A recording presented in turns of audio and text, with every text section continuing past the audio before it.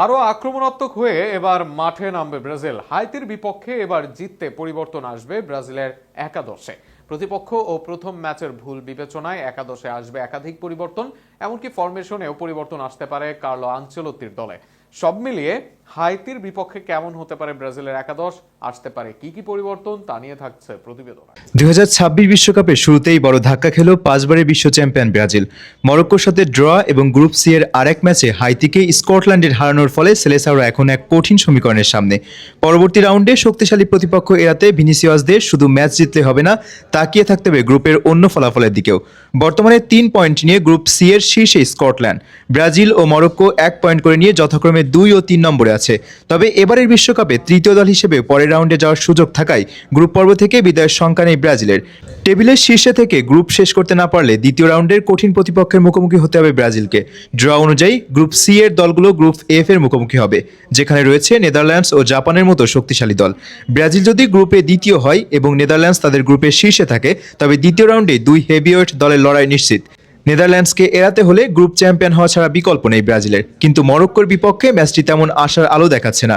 Neymar জুনিয়রের অনুপস্থিতিতে ব্রাজিলের মাঝমাঠে ভারসাম্য ও আক্রমণ ভাগে কার্যকর প্লেমেকারের অভাব স্পষ্ট ছিল। অন্যদিকে দীর্ঘ 38 বছর পর মঞ্চে জয় তুলে নিয়েছে স্কটল্যান্ড। হাইতিকে হারিয়ে তারা এখন গ্রুপ সি এর শীর্ষে।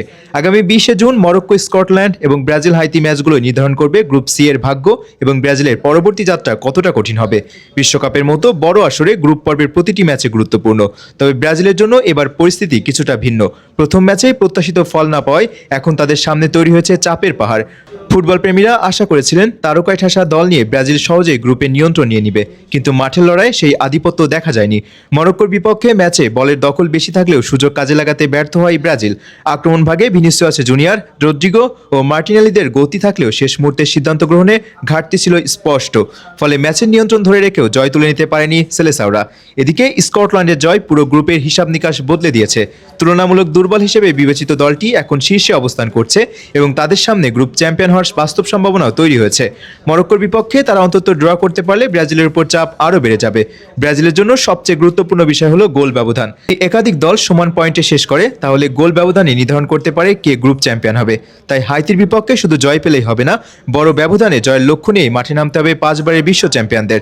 তবে ব্রাজিলের সমর্থকদের জন্য স্বস্তির খবরও আছে। দলটির স্কোয়াডে এখনও বিশ্বমানের অনেক খেলোয়াড় রয়েছেন যারা যে কোনো ম্যাচের মোড় ঘুরে দিতে সক্ষম।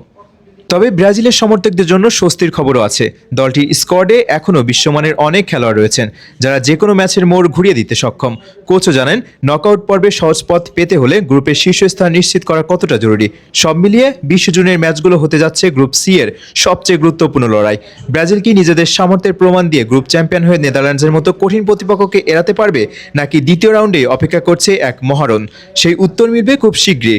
আপাতত পুরো ব্রাজিল শিবিরের চোখ আগামী ম্যাচের দিকে, যেখানে একটি জয় শুধু 3 পয়েন্টই নয়, বরং বিশ্বকাপে তাদের ভবিষ্যৎ পথও নির্ধারণ করে দিতে পারে।